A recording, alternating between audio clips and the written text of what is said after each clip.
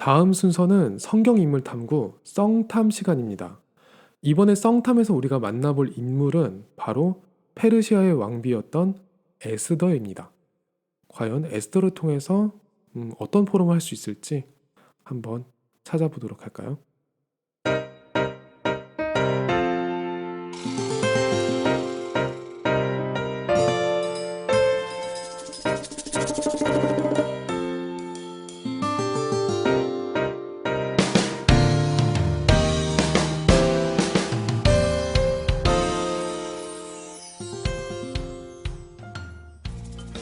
랩넌트 여러분들, 오늘은 에스더에 대해서 배워보도록 할 거예요. 에스더는 아주 아름다웠던 왕비였답니다. 에스더의 남편은 아하수에로 왕이었어요. 아니에요, 선생님. 우리 할머니가 에스더 남편은 박성진 목사님이라고 했단 말이에요.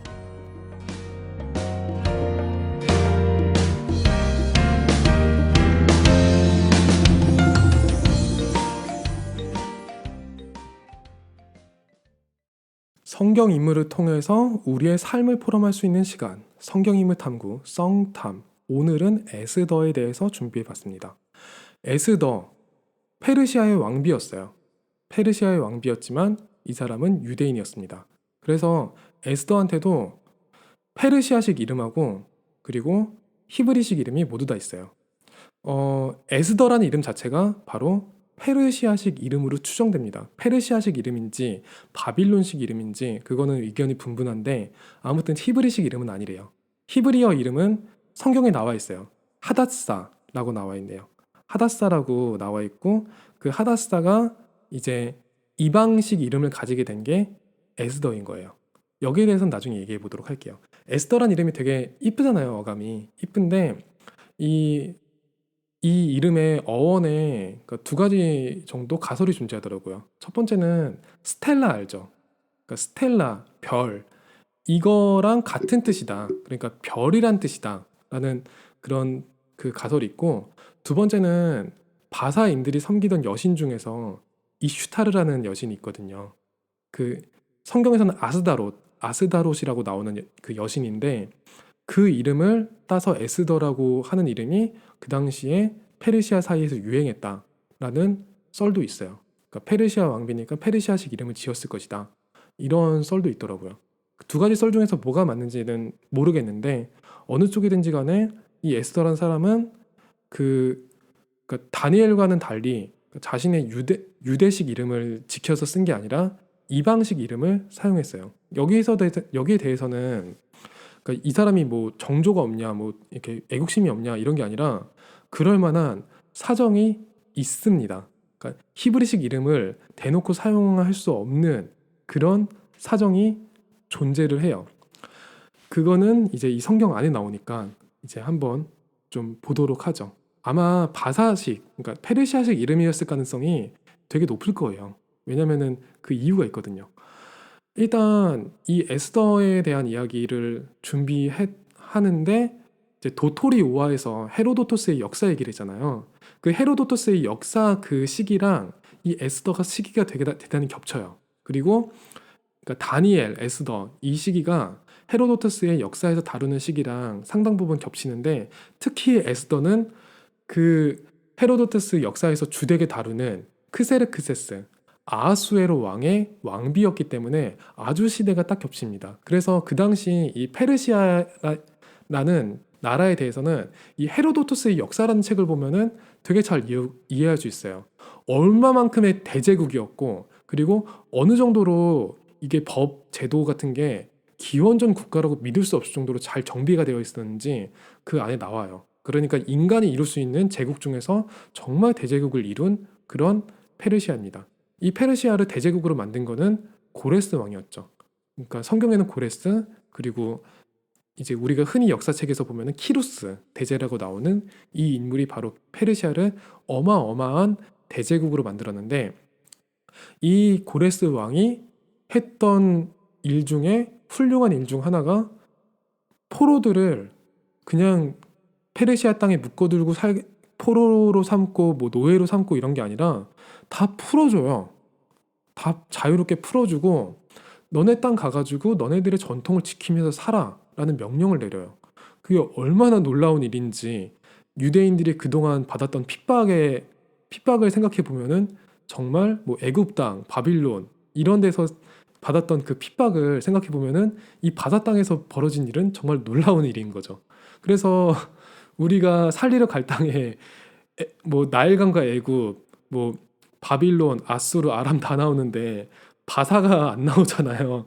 왜냐하면 바사 땅에 노예로 잡혀갔던 기간이 그렇게 많지 않아서 성경 내에 그렇게 기록이 많이 안 돼 있어요. 물론 바사 땅도 살려야 됩니다. 그런데 그 이제 그 바사 땅에서는 묶였던 기간이 이게 짧기 때문에 이제 여기서는 금방 이 이스라엘인들이 풀려나게 돼요. 그리고 그냥 풀려난 걸로 모자라서 고레스 왕이 명령을 내려요.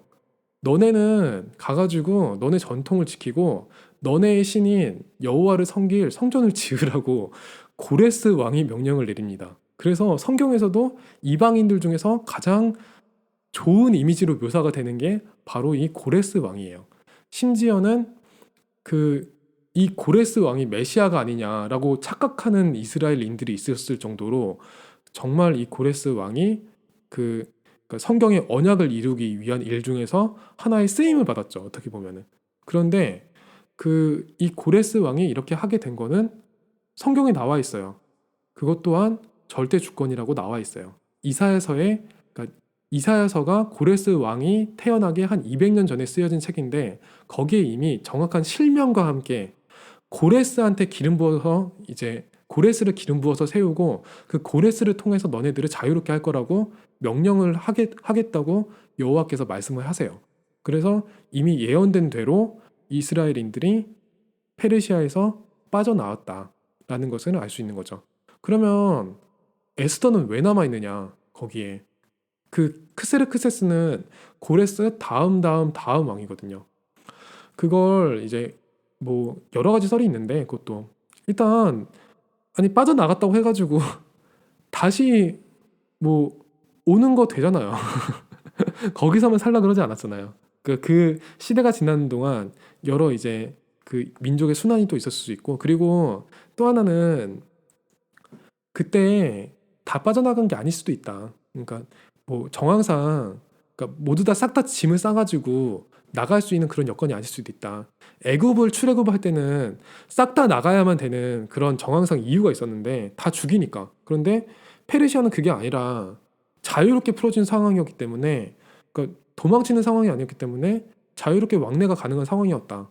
그게 또 하나의 이유가 될 수 있는 상황인 거죠. 그리고 뭐 바사에서 외화벌이를 해가지고 페르시아에서 외화벌이를 해서 성전 건축에 돕는 사람이 있었다라는 썰까지도 존재를 하는데 다 썰이니까 이거는 이제 확실하게 뭐가 맞는지는 잘 모르는 것 같아요. 아무튼 이러한 페르시아의 왕 아하수에로 그리고 그 왕비 에스더 그리고 이제 그 관리로 있던 에스더의 친척 사촌인 모르드게 그리고 그 모르드게를 끔찍하게 싫어하는 정적 하만 이렇게 4명의 사람이 이루어내는 드라마가 바로 에스더서입니다. 그런데 이제 이 에스더의 배경을 보면은 아하수에로 왕이 크세르크세스 왕이 이제 잔치를 벌여요. 큰 잔치를 벌이는데 원래 왕비였던 와스디를 그 자리에 불러요. 우리 아내 얼마나 이쁜지 좀 보여줄게 이런 의미거든요. 우리 아내가 정말 이쁘거든 해가지고 그래서 왕비를 부르는데 왕비가 뭐에 쓰였는지 안 나와요. 이거는 그때 법대로 하면은 그냥 사형이에요. 사형인데 이제 우리 아하수에로 왕 크세르크세스 왕은 300에 나오거든요. 이 300에서 아주 명대사 하나 남겨주시죠. 나는 관대하다. 이 명대사를 남겨주시죠. 아주 관대한 왕이었기 때문에 죽이지는 않고 폐위를 시키죠. 그리고 이제 왕비가 공석이 되죠. 그래서 공석이 된 자리에 들어오게 되는 게 바로 에스더입니다. 그런데 그 왕궁에는 이미 모르드게가 있었어요. 관직에 있었어요. 그런데 이 모르드게가 에스더가 들어오면은 아 내가 신사표겠구나 이렇게 얘기하는 게 아니라 너가 유대인인 거를 얘기하지 마라고 얘기하죠. 그리고 나랑 친척 관계인 것도 절대 이야기하지 말 것. 이렇게 이야기를 하죠. 여기는 사정이 좀 있어요. 왜냐면은 뭐 모르드게가 되게 지혜롭게 한 거기도 한데 어 에스더가 그러니까 하다사라는 이름 자체를 안 쓴 것도 이유가 있는 거예요. 애초에 그러니까 헤로도토스의 역사에 보면요. 애초에 페르시아 왕의 왕비는요. 페르시아 사람이어야 돼요. 유대인이 왕비가 된 거잖아요. 그러니까 유대인인 걸 속여야 되는 거예요. 유대인의 이름을 가지고 유대인의 그런 걸 가지고 페르시아 왕의 정실 왕비가 될 수는 없어요. 후궁은 될 수 있는데 그러니까 첩은 될 수 있는데 지금 왕비 자리가 공석인 거잖아요. 그러니까 왕비가 될 수는 없어요.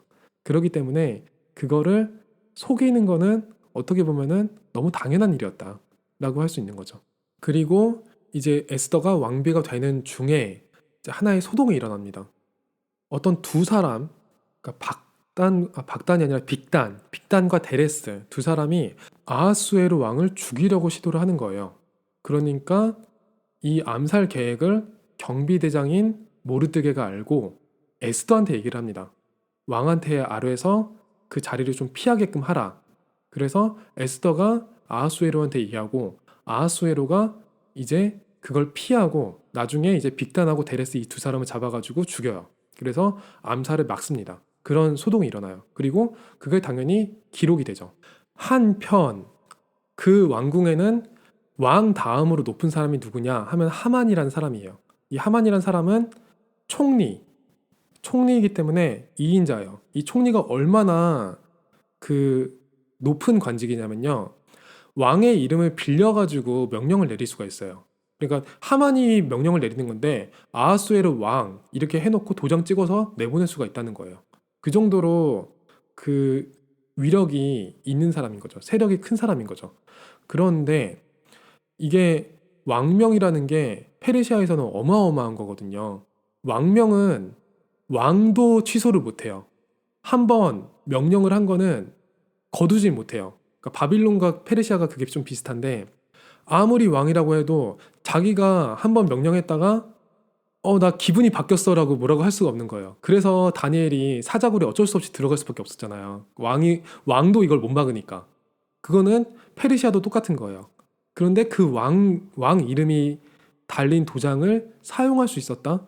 이거는 하만이 엄청난 위치에 있던 사람이라는 거죠.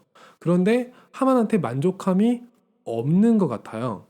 이 모르드게가 하만보다 관직이 훨씬 아래거든요.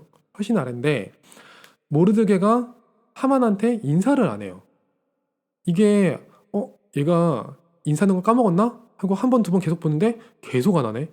그러니까 하만이 화가 나잖아요.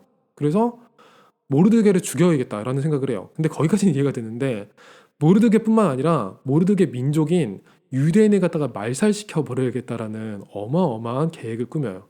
그리고 나서 그거 갖다가 왕한테 살짝 돌려서 얘기를 해요. 그 왕한테 뻗대는 민족이 있는데 그게 유대인이다. 이렇게 얘기를 해요.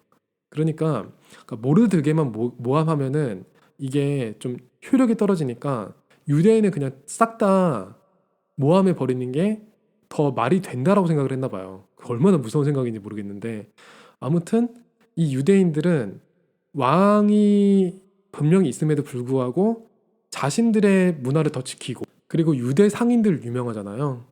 돈도 더 많이 버니까 이 돈도 많이 벌고 하는 이 유대인들을 싹 다 도륙해서 그 돈은 왕한테 돌리고 하겠다. 이런 식으로 하니까 왕이 이렇게 얘기를 해요. 그러니까 왕이 귀찮아서 야, 알아서 해. 알아서 하고 뭐 그 돈 나 필요 없으니까 네가 가지든 말든 그냥 알아서 해. 네가 알아서 처리해. 이런 식으로 얘기를 해요. 그래서 왕의 이름으로 유대인들을 남녀노소 가릴 것 없이 싹 다 도륙해버리라는 명령이 반포가 됩니다. 그게 이제 모르드게는 물론이고 에스더한테도 다 귀에 들어가죠. 야단이 났죠, 지금. 야단이 났는데 지금 상황이 어떤 거냐면요. 에스더는 살 수 있어요. 왜냐면 아무도 자기가 유대인인 걸 모르거든요. 그런데 모르드게는 100% 죽어요. 그리고 모르드게랑 유대인들은 100% 죽는 상황이에요. 그러니까 야단이 났죠. 그러니까 유대인들이 아, 나 이제 죽었구나라고 생각하고 그 장사할 때나 쓰는 옷을 꺼내 입고 막 곡을 하고 야단이 난 거예요. 그래서 에스더는 그거 옷 그렇게 입고 그러지 말고 옷을 좀 다시 원래대로 차려 입으라 라고 해서 새 옷을 지어가지고 모르드게한테 보내는데 모르드게가 그걸 받지 않죠. 받지 않고 모르드게가 에스더한테 부탁을 하죠. 너가 가가지고 왕한테 얘기해라. 지금이 때가 왔다. 라고 얘기하는 거죠. 그런데 에스더 입장에서는 처음에는 이렇게 얘기를 해요. 사정을 얘기를 해요. 그러니까 그 당시 페르시아 법이 그래요. 왕이 불러야지 올 수 있어요. 왕이 불러야지 올 수 있고 왕이 부르지 않아서 간다. 그러면 일단 사형이에요. 일단 사형인데 사형을 면제받을 수 있는 유일한 방법. 왕이 직접 면제를 해야 돼요. 그 가지고 있던 금 귤을 갖다가 치켜 올리면은 그 사람은 면제. 그게 유일한 사는 방법이고 일단 왕 앞에 명령 없이 그냥 갔다. 그러면은 누구든지 상관없이 그냥 사형이에요. 그게 페르시아 법이에요. 그 사정을 얘기를 하거든요. 그러니까 나도 가면은 죽는다라고 얘기하는 거죠. 왜냐면은 뭐 왕이 에스더한테 워낙 빠져 있었으니까 괜찮지 않냐라고 생각할 수 있는데 에스더 입장에서도 일단 그렇다 하더라도 하루 전에 봤던 사람도 다음날 기분이 어떤지 알 수 없잖아요. 그리고 하루 전에 봤어도 그랬을 텐데 에스더가 왕을 못 본 지가 한 30일 가량 된 거예요. 지금 무슨 상황인지, 왕이 무슨 생각을 하고 있을지, 얼마나 바쁠지 이거를 가늠할 수가 전혀 없는 상황인 거죠. 부정확한 상황인 거죠. 그러면은 가면 죽는다라고 생각할 수 있는 게 너무 당연한 거예요. 그래서 그렇게 사정을 이야기를 해요. 그러니까 모르드게가 이렇게 얘기를 하죠. 너 아니더라도 유대인들이 멸망한 일은 없다. 우린 산다. 하나님의 백성이고 하나님이 살리시니까 우린 산다. 사는데 너가 지금 그 일을 하지 않으면은 너와 네 집은 반드시 멸망한다라고 얘기를 하죠. 놀랍게도 그 네 집 여기에는 모르드게 본인도 포함돼 있죠. 친척이니까. 그런데 에스더가 그 말을 듣고 결단을 하죠. 죽으면 죽으리이다 하고 결단을 하죠. 이 결단을 하면서 하나 부탁을 해요. 유대인들 다 모아가지고 나를 위해서 금식 기도를 밤낮으로 3일 동안 해달라라고 이야기를 해요. 그리고 나도 나랑 시녀들이랑 다 금식한 후에 왕한테 가겠다. 왕한테 가고 규례를 어기고 가겠다라고 얘기를 해요.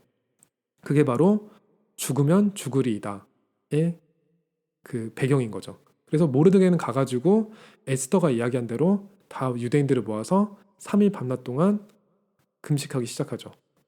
그래서 이제 3일이 지나서 이제 에스더가 왕한테 가는 거죠. 가자마자 왕이 번쩍하고 귤을 드는 거죠. 뭐 어떤 뭐 드라마틱한 쫄린가 이거 없어요. 그냥 안 죽어요. 네, 에스더 살았어요. 그냥 가자마자 왕이 너무 좋아가지고 금 귤을 번쩍하고 드는 거죠. 이게 그러니까 뭐 성경에서 에스더서에는 하나님 또는 여호와라는 표현이 하나도 나오지 않는다.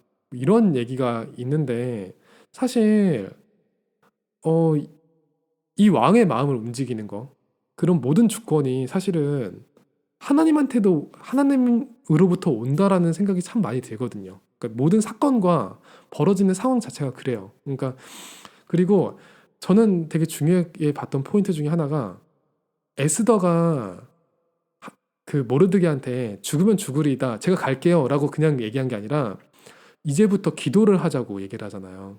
저는 그 부분에서 이 에스더와 모르드게 두 사람은 하나님의 전적인 개입, 절대 주권이란 사실을 너무도 잘 알고 의지하고 있는 사람이었다라는 좀 확신이 들었거든요.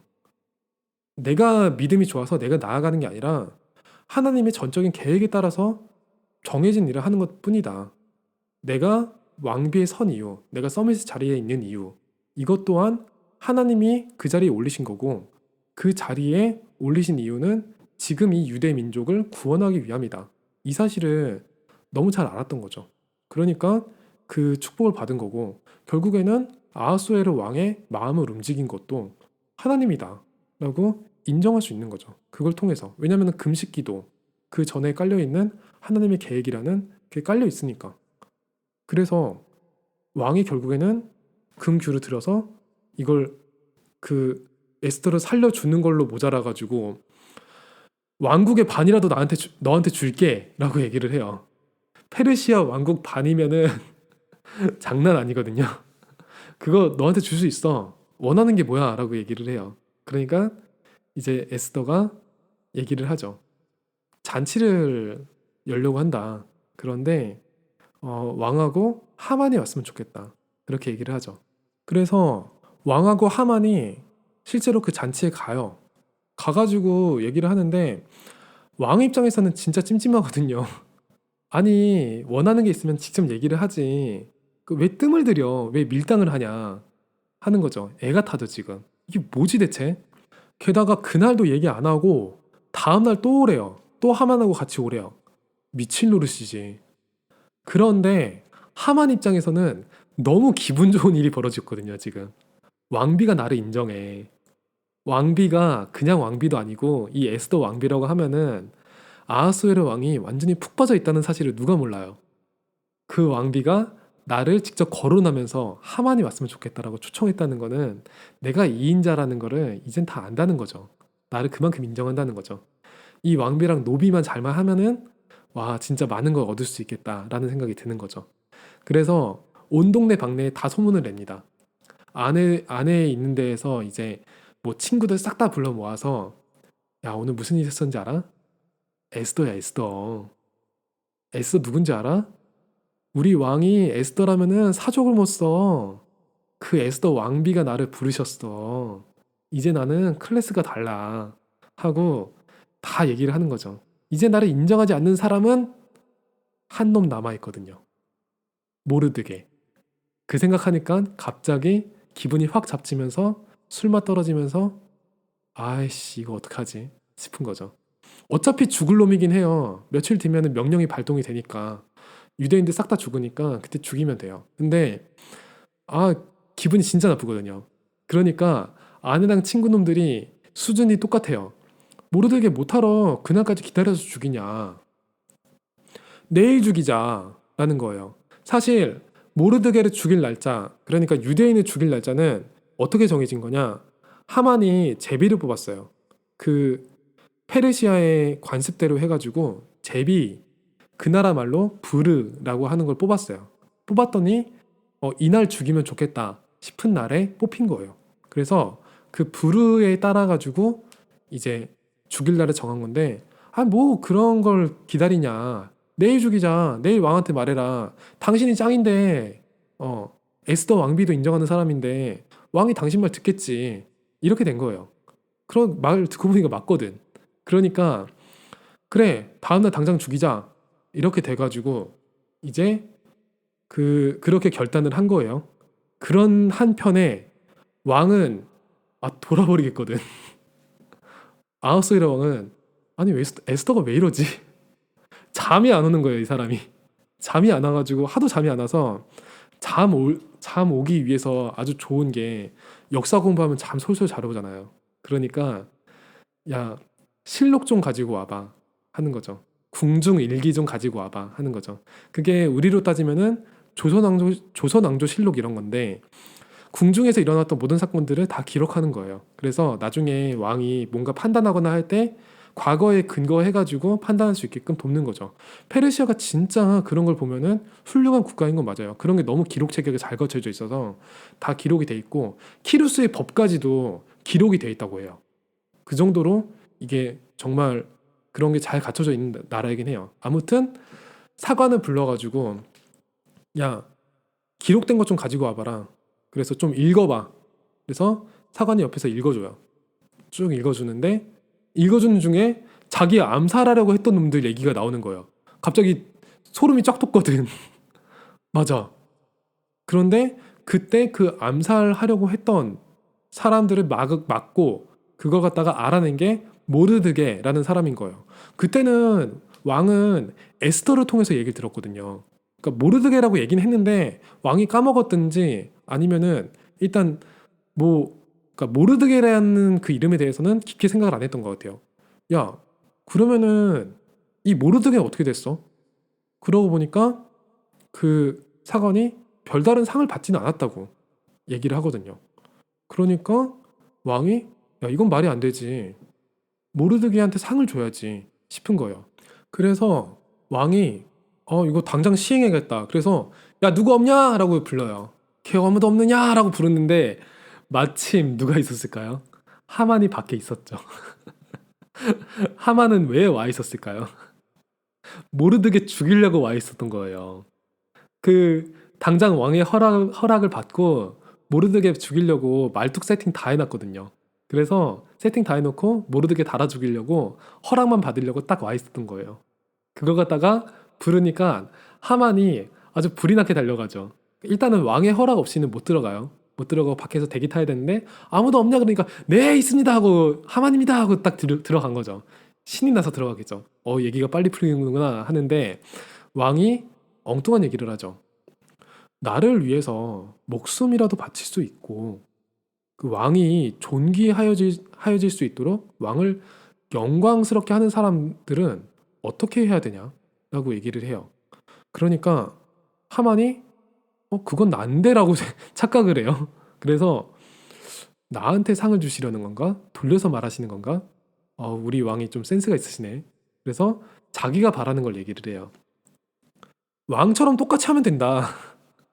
왕의 옷을 입히고 왕이 타는 말을 타고 왕이 타는 수레를 태우고 해가지고 쭉 이렇게 한 바퀴 투어 시켜라.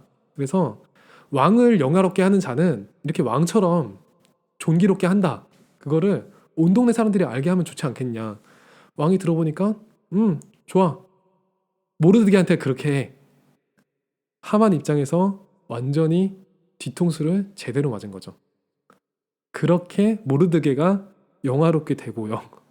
그리고 이제 하만하고 왕은 에스더의 잔치로 갑니다. 두 번째 잔치죠. 왕이 이번에는 무조건 대답을 들어야겠거든요. 잠이 안 오거든. 에스더한테 야, 에스더 제발 좀 얘기해줘. 내가 지금 미치겠어. 제발 좀 얘기해줘. 그러니까 에스더가 그때 가서야 이야기를 합니다. 저는 사실 유대인입니다. 라고 커밍아웃을 해요. 그런데 이 유대인이 다 죽게 생겼으니까 나도 죽게 생겼습니다. 라고 얘기를 해요.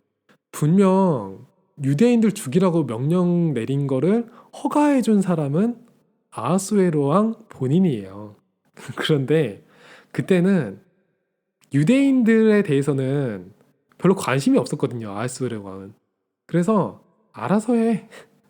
관심도 없어가지고 대충 위임해 버렸거든요. 근데 에스더는 뭐라고 얘기했어요? 내가 죽게 생겼다고 얘기했잖아요. 그러니까 아하스웨로 왕이 완전히 돌아버린 거예요. 야, 이 일을 누가 계획했어? 사실 왕이 정사를 좀 제대로 처리했으면은 하만이 얘기했던 걸 기억해야 되는데 그런 걸 기억하지 못할 정도로 정말 그때 대충 대답을 한 거예요. 그러니까 에스더가 정확하게 찝어서 얘기했죠. 여기 있는 그 하만이다 라고 얘기를 하죠. 그러니까 왕이 완전히 분노해가지고 진짜 숨을 씩씩거리죠. 그러니까 이게 숨이 안 돌아갈 정도가 되죠. 그래서 그 뜰에 나가서 깊은 호흡을 하면서 마음을 가라앉히고 한편 하만은 지금 완전 난 이제 죽었구나 싶은 거죠. 왕이 왜 화를 내느냐? 아까 얘기했듯이 페르시아의 왕법은 왕이 내린 명령은 왕도 취소를 못해요.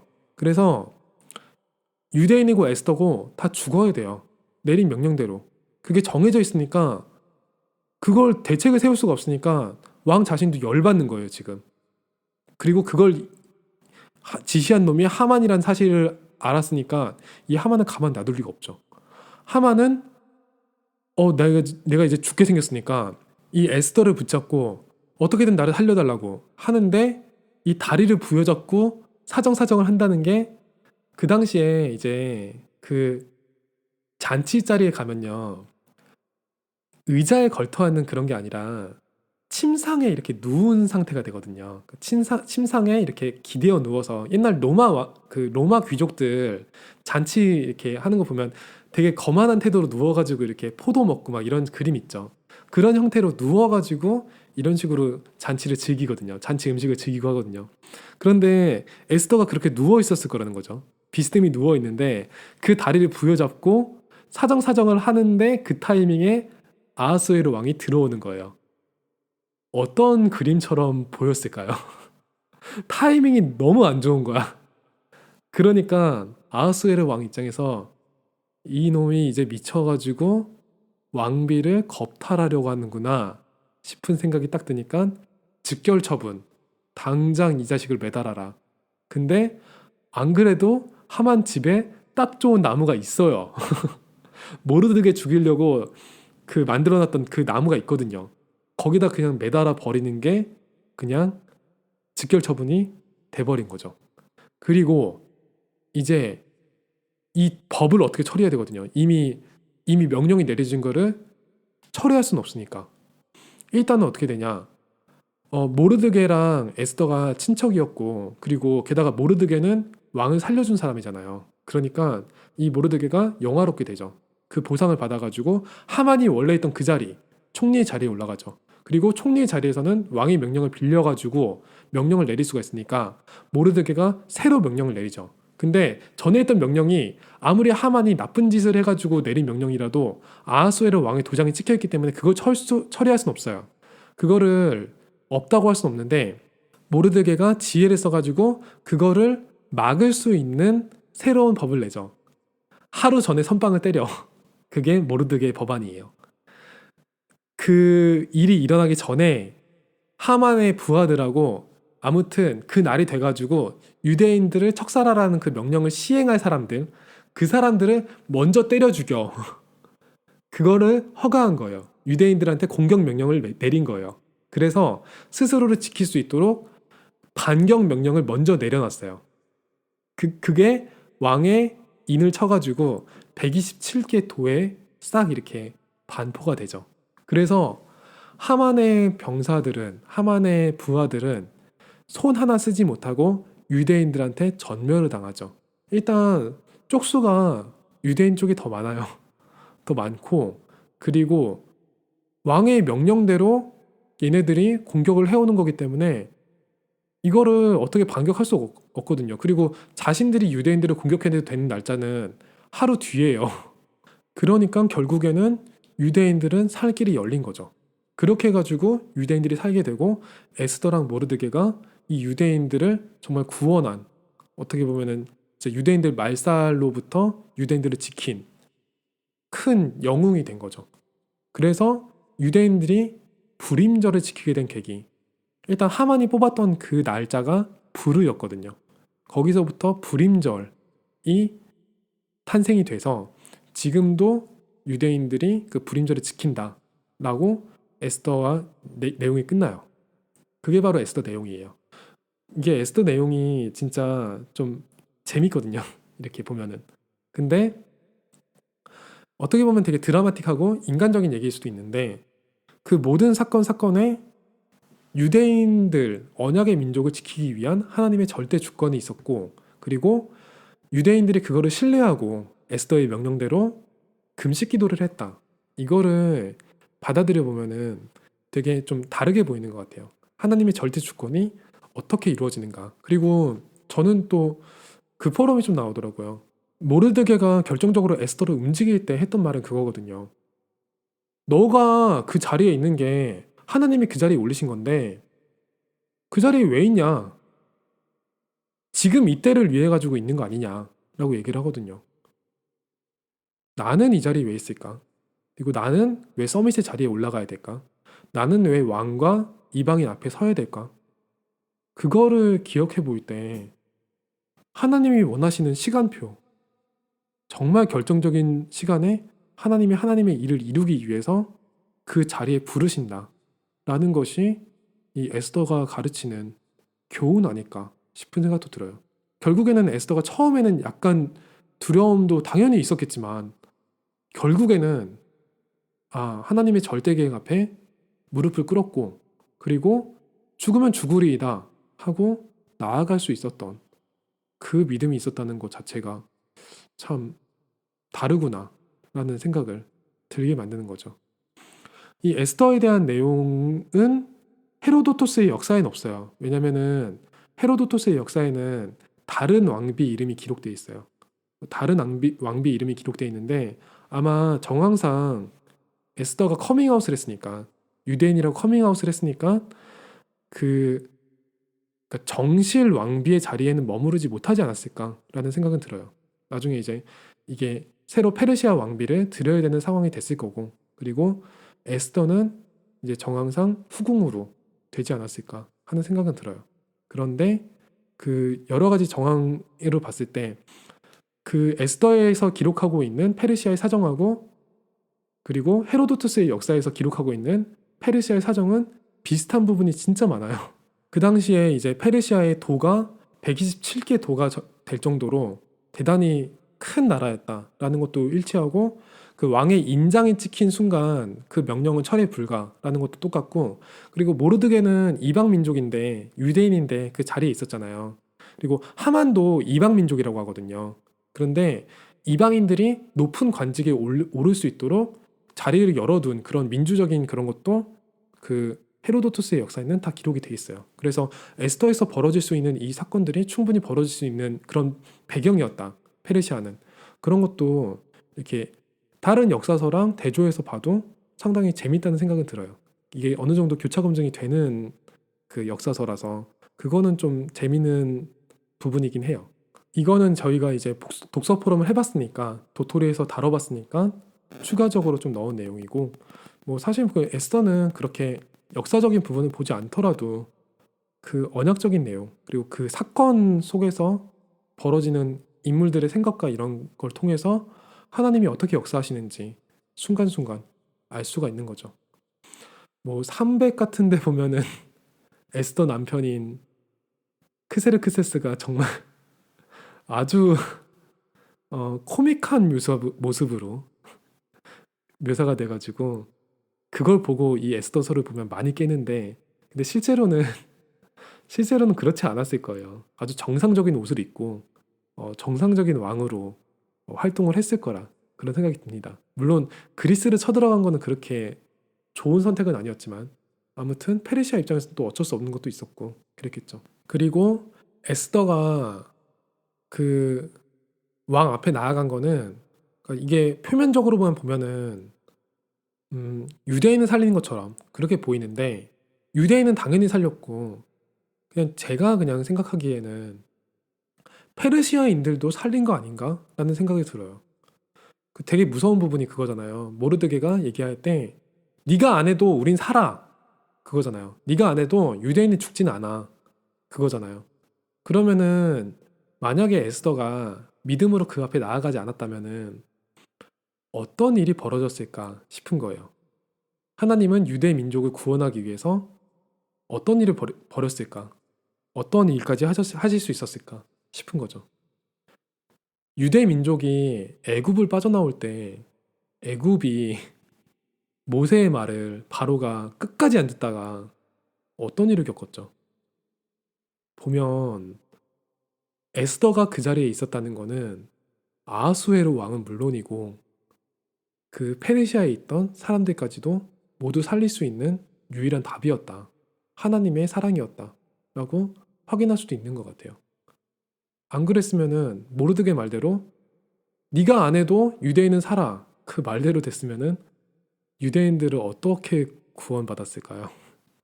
그걸 보면은 에스더의 행동은 유대인들, 페르시아인들, 그리고 그 페르시아 안에 살고 있던 모든 다민족들을 구원하는 유일한 길이었다 라는 생각이 또 드네요.